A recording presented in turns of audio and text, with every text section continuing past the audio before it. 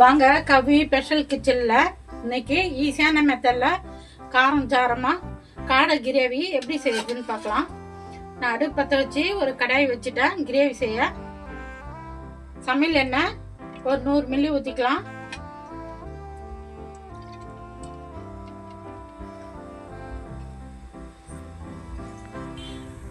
ரெண்டு பட்டை, 2 கிராமு, ஒரு அன்னாச்சி பூ, கல்பாசி கைப்பிடி, 2 ஏலக்காய் போட்டுக்கலாம்.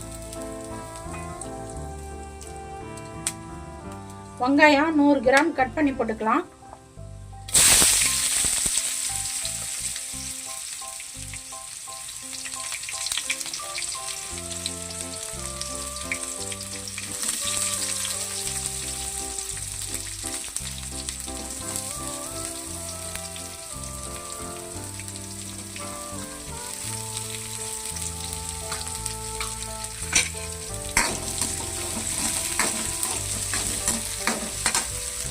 ஒரு பிரிஞ்சி இலையை 2 கட் பண்ணி போட்டுக்கலாம். வரமிளகாய் 2, பச்சை மிளகாய் 2 கட் பண்ணி போட்டுக்கலாம். ஒரு கைப்பிடி கருவேப்பிலை.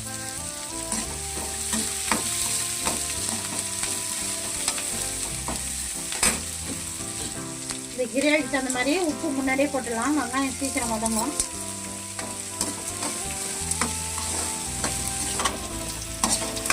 வெங்காயம் ஒரு கண்ணாடி பதம் நான் இஞ்சி பூண்டு பேஸ்ட் போட்டுக்கலாம். 4 காடைக்கு நான் 2 டீஸ்பூன் இஞ்சி பூண்டு பேஸ்ட் போடுறேன்.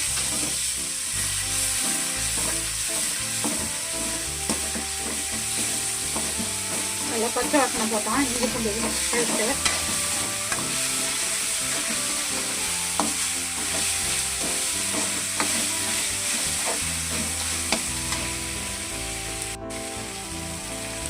நான் 100 கிராம் தக்காளி எடுத்து பேஸ்ட்டாக அரைச்சி வச்சுக்கிறேன். அந்த தக்காளி கூட 2 பட்டை, 2 கிராம்பு, சோம்பு ஒரு டீஸ்பூன் போட்டு அரைச்சிக்கிறேன். இப்போ போட்டுக்கலாம் தக்காளி பேஸ்ட்.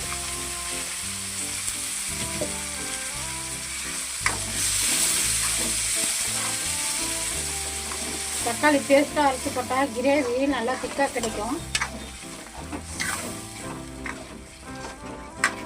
அது கூட 2 பட்டை, 2 கிராமு, ஒரு டீஸ்பூன் சோம்பு போட்டு அரைச்சிக்கிறேன் தக்காளி கூட.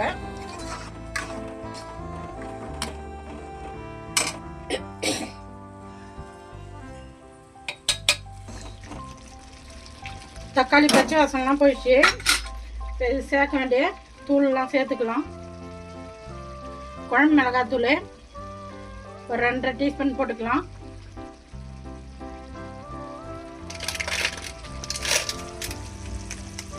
தனி மிளகாத்தூள் ஒரு 1 டீஸ்பூன் போட்டுக்கலாம்.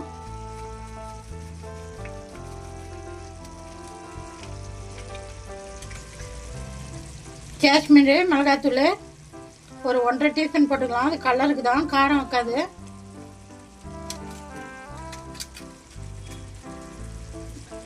லெமன் ஒரு 1/2 பழம் ஜூஸ் போட்டுக்கலாம்.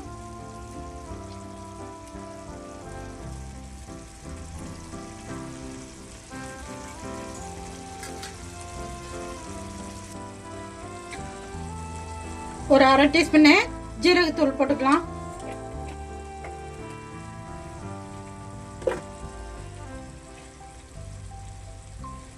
ஒரு 1/2 டீஸ்பூன் மிளகுத்தூள் போட்டுக்கலாம்.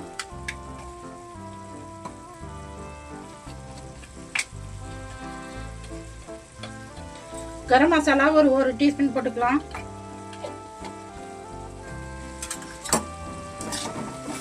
நல்லா மிக்ஸ் பண்ணிக்கலாம்.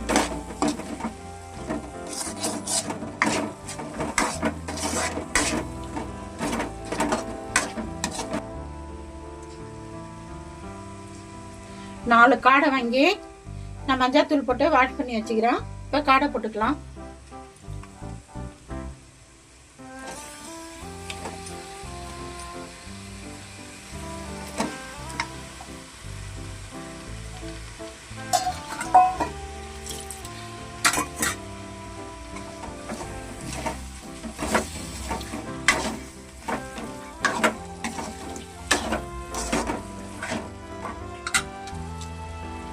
கருவேப்பிலை போட்டுக்கலாம் கொஞ்சம். நம்ம கருவேப்பிலை எந்த அளவு போடுறோமோ அந்த அளவு நல்லாயிருக்கும். கொத்தமல்லி தழை கொஞ்சம் போட்டுக்கலாம்.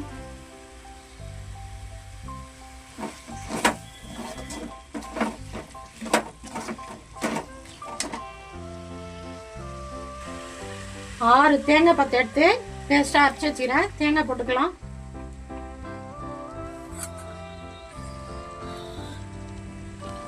இந்த கிரேவிக்கு தகுந்த மாதிரி நம்ம தண்ணி ஊற்றிக்கலாம். மிக்சியில் தக்காளி பேஸ்ட் அரைச்சோம், மிக்சி கழுவி தண்ணி ஊற்றிக்கலாம்.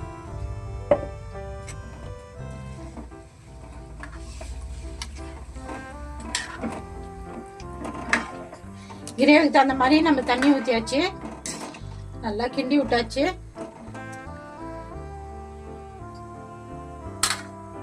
காடை நல்லா வேகட்டும். இப்போ தட்டு போட்டு மூடிடலாம். காடை கிரேவி தாளிச்சு விட்டு போனோம். நல்லா எண்ணெய் பிரிஞ்சு வந்துருக்கு பாருங்க. எண்ணெய் பிரிஞ்சு வரணும் எந்த குழம்பு இருந்தாலும். அப்போதான் டேஸ்டாக இருக்கும். நல்லா அந்த பச்சை வாசனைலாம் அப்போதான் போடுவோம்.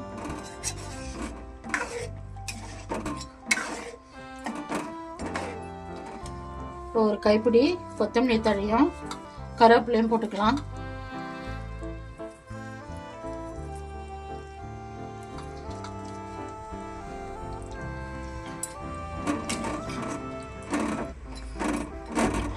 ரெடி ஆகி போச்சு. இப்போ நம்ம இறக்கிடலாம். கவி ஸ்பெஷல் கிச்சனில் இன்னைக்கு காடை கிரேவி எவ்வளோ ஈஸியான மெத்தடில் எப்படி செய்யுது, நல்லா டேஸ்டானு பார்த்தோம். ரெடி ஆகி போச்சு. நான் எப்படி செஞ்சேனோ அந்தமாரி செஞ்சு பார்த்துட்டு எப்படி இருக்குதுன்னு சொல்லுங்கள். எனக்கு சப்போர்ட் பண்ணுங்கள். இட்லி, தோசைக்கு, பூரிக்கு, சப்பாத்திக்கு, ஒயிட் சாதத்துக்குலாம் சூப்பராக இருக்கும் காடை கிரேவி.